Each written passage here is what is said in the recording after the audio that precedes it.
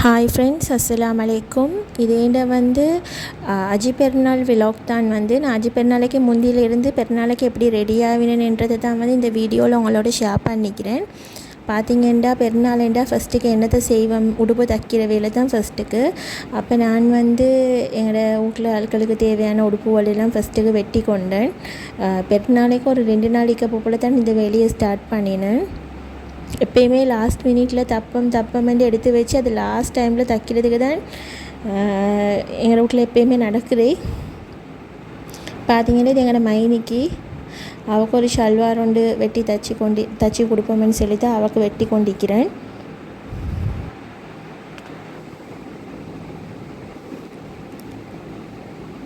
முந்தி நான் நிறைய உடுப்பு கூலிக்கு தைச்சி கொண்டு தான் இருந்தேன். இப்போ தைக்கிறதில்ல, கூலிக்கு தைக்கிறதில்ல. இன்ஷால்லா இதுக்கு போகிற தப்பமேண்டு நினச்சிக்கிறேன். மிச்ச நாளைக்கு போகிற அன்றைக்கு தான் மெஷினை எடுத்து மிதிச்சு பார்க்க போகலே மெஷினில் நிறைய ரிப்பேர் செஞ்சு. அப்போ அதோடு எனக்கு தைக்கிறதுக்கு சரியான லேட் ஆகிட்டு எப்படியோ ஒரு 2 நாள் பிடிச்சிட்டு உடுப்பு தைக்கிறதுக்கு. அதோட பெருநாளும் பெருநாள் மார்னிங் இது பெருநாள் தொழுவ பள்ளிக்கு போப்பல் எடுத்த கிளிப்ஸ் தான். நானும் மகதி மட்டும்தான் பள்ளிக்கு போய்த்து இருந்தேன். ஏனெண்டா இந்த நோன்பு பெருநாள் விலாக் பார்த்திங்கன்னா சொல்லி இப்போ உமக்கு சோமி இல்லாமல் போச்சுண்டு. அதே மாதிரி இந்த அஜி பெருநாள்லேயும் எங்களோட உமக்கு சோமி இல்லாமல் போய்த்துட்டு சரி அந்த டைமை பார்த்து.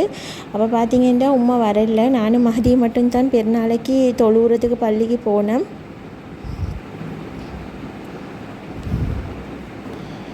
பெருநாள் தொழுகிற சில கிளிப்ஸ் நான் அவங்களோட ஷேர் பண்ணுவோம்னு நினச்சேன். ஏனெண்டா எப்ராட்டில் இருக்கிற நிறைய பேர் இந்த வீடியோஸ் பார்த்து கொண்டிருக்கிறீங்க.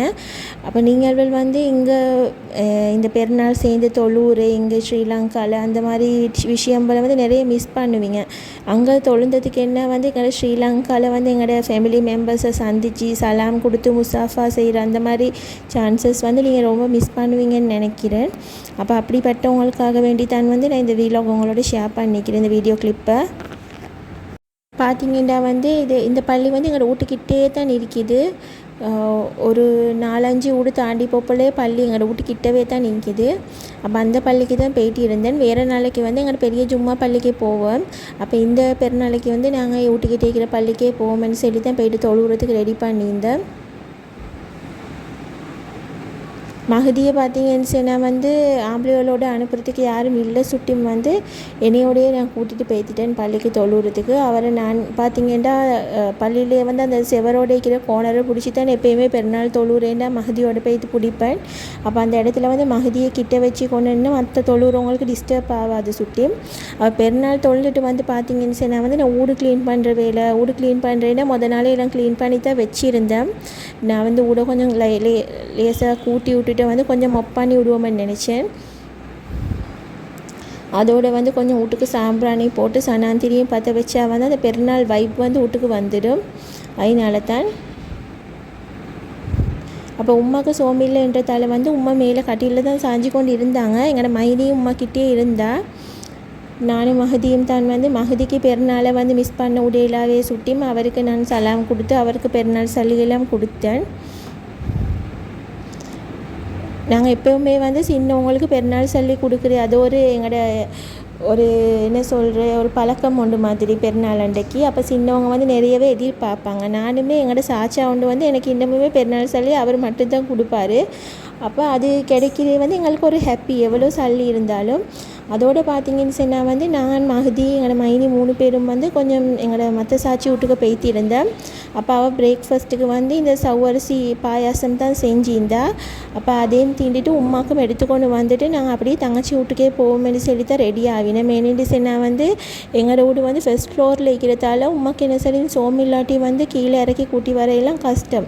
தங்கச்சி வீட்டிலே இருந்தால் தங்கச்சி வீடு நல்லா ஈஸியாக இருக்குன்னு சொல்லி தங்கச்சியும் உமாக்கு சோமில்லைன்றதால இங்கேயே வாண்டு கூப்பிட்டுட்டா. அப்போ நாங்கள் அங்கே தான் இருந்தோம். இது நான் வந்த உடனே எடுத்த கிளிப்ஸ் தான். வீட்டில் தான் அந்த அன்றைக்கு போயிட்டு இருந்தேன். அப்போ தங்கச்சி பார்த்திங்கன்னா பெருநாள் அன்றைக்கு புலாவ் தான் செஞ்சிருந்தா. சிக்கன் ஃப்ரை பண்ணி புலாவ் செஞ்சிருந்தா. நல்லா இருந்துச்சு. இந்த ரைஸ் நல்லா டேஸ்ட்டாக இருந்துச்சு. இந்த புலாவ் ரெசிபி இன்ஷால்லா நான் உங்களோட ஷேர் பண்ணிக்கொள்கிறேன். இதுக்கு நிறைய ஸ்பைசஸ் சேர்க்குறேன் இல்லை, ஆனாலுமே இந்த சாப்பாடு நல்லா டேஸ்ட்டாக இருக்கும்.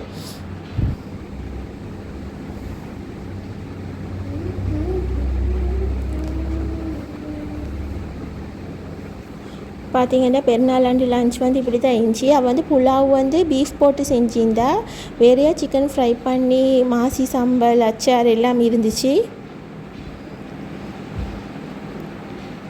அப்போ அந்தாண்டிக்கு ஒரு பிளேட்டுக்கு போட்டு நான் மகதிக்கும் தீத்தி விட்டுட்டு நானும் தீத்திட்டேன். பார்த்தீங்கன்னா இப்போ நானும் தங்கச்சியும் சேர்ந்து வந்து ஊடையெல்லாம் க்ளீன் பண்ணிவிட்டு தங்கச்சியோட ஊடை ஃபுல்லாக மொப்பொண்டு அடித்து விட்டேன். எப்போவுமே ஊடு வந்து இப்படி க்ளீனாக இருந்தால் தான் வந்து எங்களுக்கு மற்ற வேலையெல்லாம் செய்கிறதுக்கு இதை ஈஸியாக இருக்கும். அப்போ அடுத்த நாள் வந்து குர்பான் வேலையை மீக்கிறதால வந்து இன்றைக்கே வந்து ஊடையெல்லாம் க்ளீன் பண்ணி வைப்போமெண்டு தான். இப்போ பார்த்தீங்கன்னா சாப்பாடு அடிச்சுட்டு எல்லோரும் டயர்டாகவே தூங்கி கொண்டு இருக்கிறேன். இப்போ அடுத்த நாள் பார்த்தீங்கன்னா வந்து உமா வந்து நாங்கள் ஒரு ஹாஸ்பிட்டலில் அட்மிட் பண்ணியிருந்தோம். ப்ரைவேட் ஹாஸ்பிட்டலில் உண்டு தான். அப்போ மார்னிங் அட்மிட் பண்ணிவிட்டு வந்து ஈவினிங் வந்து உமா டிக்கெட் வெட்டி நாங்கள் வீட்டுக்கு கூட்டிக் கொண்டு வந்துட்டோம். உமாவுக்கு ப்ரெஷர் வந்து நல்லா ஹையாகவே இருந்துச்சு. எப்போவுமே உங்கள் வீட்டில் பெரியவங்க இருந்தால் வந்து ஒரு வருஷத்துக்கு ஒரு தடவை சரி அவங்களோட ஃபுல் பாடி செக்கப்பும் வந்து பண்ணிக்கோங்க. எங்களோட உமாவும் பார்த்திங்கன்னா வந்து ஏசியில் ஹாஸ்பிட்டல் வர மாட்டாங்க, நல்லாவே இல்லாமல் போல தான் வருவாங்க. பார்த்திங்கன்னா அவங்களுக்கு ப்ரெஷர் வந்து 200 தாண்டி இறங்குறதுக்கே சரியான நேரம் பிடிச்சிட்டு எவ்வளோ மருந்து கொடுத்து பெட் ரெஸ்ட்டில் வச்சு அவங்களுக்கு 200 வந்து இறங்கவே இல்லை. அதுக்கப்புறம் நான் இப்போ உமாவை டிக்கெட் வெட்டி ஈவினிங் கூட்டிகிட்டு வரப்போ போல் வந்து தங்கச்சி வீட்டில் வந்து குர்பான் வேலையெல்லாம் முடிச்சுட்டு தங்கச்சி நிறைய வேலை செஞ்சுருந்தா. அதோடு வந்து சாப்பாடே மாக்குவோம்னு சொல்லி தான் அவள் வந்து அந்த சில்லறையெல்லாம் மீக்குமே இறச்சி இந்த மாடுட அது குடல் பாபத் எல்லாம் போட்டு ஒரு கறி ஒன்று செய்வோமேட்டு வச்சிருந்தா. பாபத் பார்த்திங்கன்னா வந்து அவள் க்ளீன் பண்ணியே தான் வந்து எங்களோட ஃபேமிலி மெம்பர்ஸ்குள்ளே தான் அந்த குடல் பாபத்தெல்லாம் பிரித்து கொடுப்பா. இப்போ அதெல்லாம் அவள் க்ளீன் பண்ணி கொண்டிருந்தா.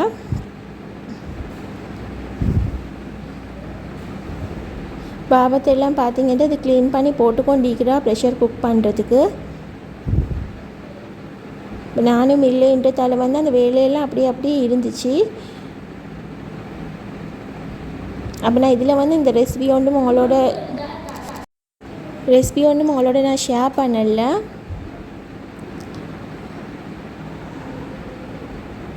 இது பார்த்திங்கன்னா வந்து இந்த பாபத் க்ளீன் பண்ணுறது சரியான கஷ்டமெண்டு வந்து நானுமே இந்த வேலை சரி கஷ்டமெண்டு நினச்சிக்கொண்டிருப்பேன்.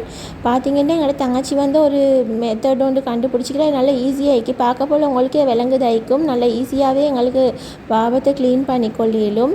எப்படின்னா வந்து தண்ணியை நல்லா சூடாக்கி நல்லா கொதிச்சதுக்கு போகிறோம் அதில் பாபத்தை போட்டு அப்படியே மூடி வச்சிடுறா. வேறு ஒன்றுமே செய்கிறல்ல. நல்லா தண்ணி சூடாவின உடனே இந்த அடுப்பை ஆஃப் பண்ணிவிட்டு வந்து அதில் பாபத்தை எல்லாம் போட்டு நல்லா ஒரு மூடியால் மூடி வச்சுட்டு ஒரு 1/2 hour கழிச்சு மாதிரி எடுத்து இப்படி கரண்டியால் வலிக்க போலே எல்லாம் ஈஸியாக எல்லாம் டர்ட்டுமே கலண்டு வந்துடுது. அப்போ ஈஸியாக இருந்துச்சு இது வந்து செய்கிறதுக்கு.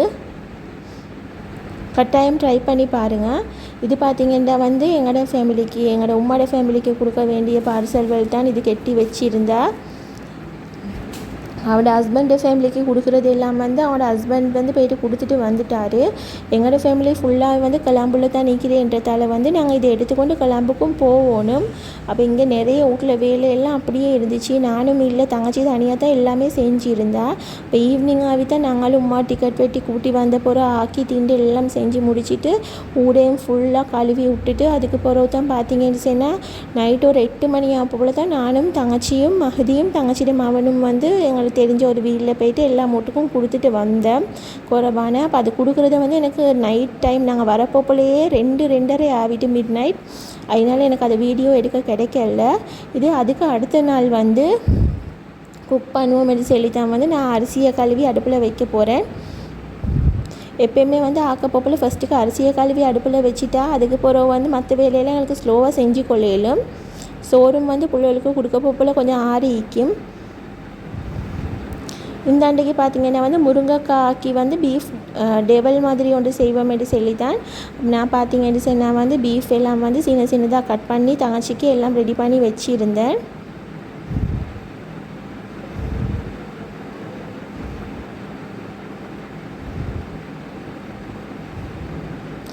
பீஃப் வந்து கொஞ்சம் ஃப்ரீஸாக வைக்க போப்பில் வந்து கட் பண்ண சரியான ஈஸியாகிக்கும். நல்ல எங்களுக்கு தின் ஸ்லைசஸ் வந்து கட் பண்ண ஈஸியாகிக்கும்.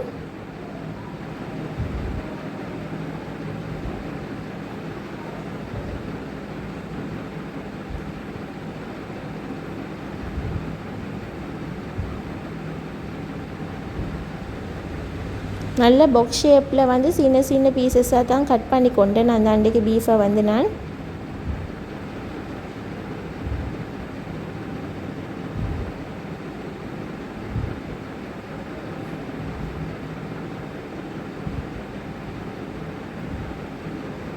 அதுக்கப்புறம் வந்து ஒரு 3 தண்ணிக்கு வந்து இந்த இறைச்சியை நல்லா கழுவி எடுத்துக்கொள்கிறேன்.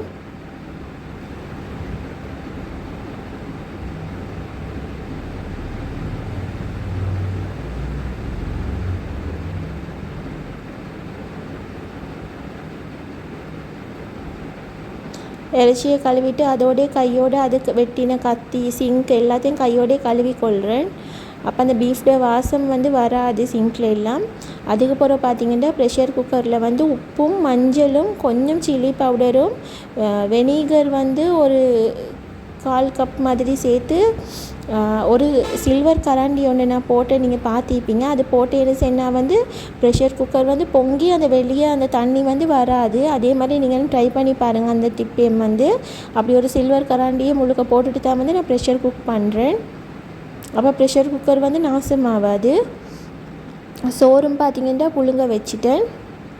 உங்களுக்கு ப்ரெஷர் குக்கரை பார்த்தாலே விளங்கும், அதில் வந்து எந்த இதுவும் வந்து வெளியே வரல. இல்லாட்டி எங்களுக்கு ப்ரெஷர் குக்கர் க்ளீன் பண்ணுறதே ஒரு பெரிய வேலையாயிக்கும்.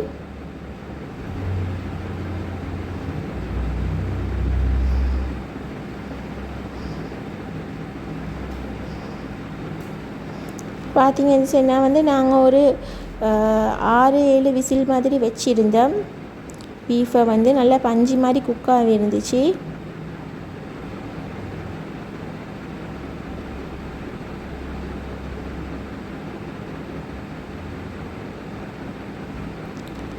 இப்போ பார்த்திங்கன்னா வந்து பீஃபை ஃப்ரை பண்ணி எடுத்துக்கொள்கிறோம். வந்து நாங்கள் அவிச்சு வச்சு இந்த ப்ரெஷர் குக் பண்ணி இந்த பீஃபை வந்து நல்லா ஃப்ரை பண்ணி கோல்டன் கலர் வரப்போப்பில் இறக்கிக்கொள்வோம்.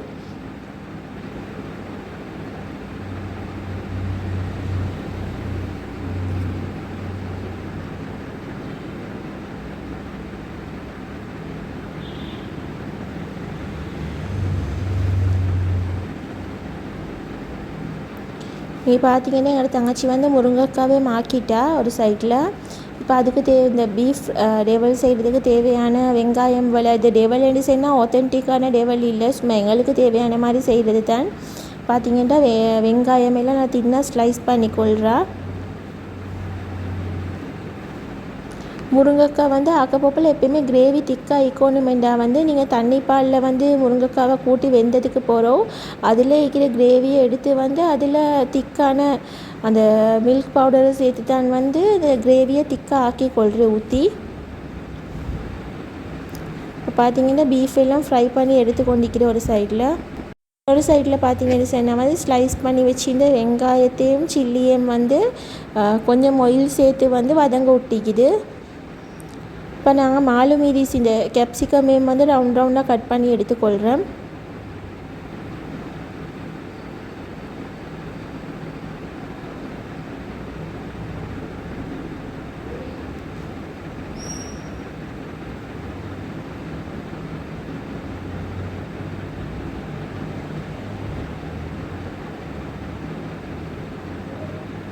பார்த்திங்கன்னா இந்த பீஃப் ஃப்ரை பண்ணின ஆயிலே தான் வந்து இந்த சாம்பல் வதங்கிறதுக்கு வந்து வெங்காயத்தில் ஊற்றி வதக்கி கொள்கிறேன்.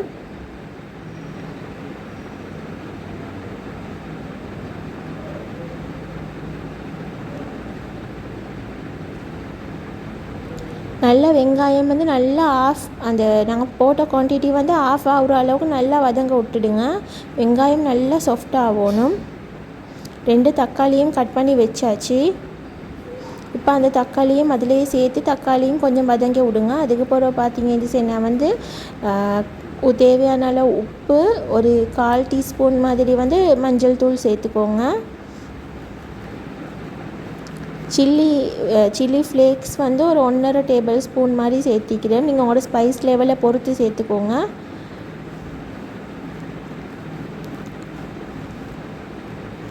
ஸ்பைசஸ் வந்து அவ்வளோதான். இப்போ இந்த சம்பல் வந்து நல்லா வதங்கினதுக்கு பிறகு வந்து நாங்கள் கொஞ்சம் சில்லி பேஸ்ட் சேர்த்திக்கிறேன். ஒரு 1/2 டீஸ்பூன் மாதிரி வந்து அது ஆப்ஷனல் தான், நீந்தான் சேர்த்துக்கோங்க, இல்லாட்டி ஸ்கிப் பண்ணிவிடுங்க. அது இல்லாமையும் இந்த டெவல் வந்து நல்லா தான் நிற்கும். லாஸ்ட்டாக வந்து மாலு மிரிசையும் இந்த இறைச்சியும் 2ஐயும் சேர்த்து வந்து கொஞ்சம் நேரம் வதங்க விடணும். மாலு மிரிஸ் வந்து மிச்சம் வதங்கக்கூடாது, ஆஃப் குக்காக தான் நீக்கணும். அப்போ அந்தாண்டு லஞ்ச் வந்து இது தான். இப்போ இந்த வீடியோவில் இந்த ஒரு ரெசிபி மட்டும் தான் நான் உங்களோட ஷேர் பண்ணிக்கிறேன். என் வீடியோ இவ்வளோ நேரம் பார்த்ததுக்கு ஜஸாக்கல்லாஹ் ஹைரா. அஸ்ஸலாமு அலைக்கும். இன்னொரு இன்ட்ரெஸ்டிங்கான வீடியோவில் உங்களையே சந்திக்கிறேன். அது வரைக்கும் பாய்.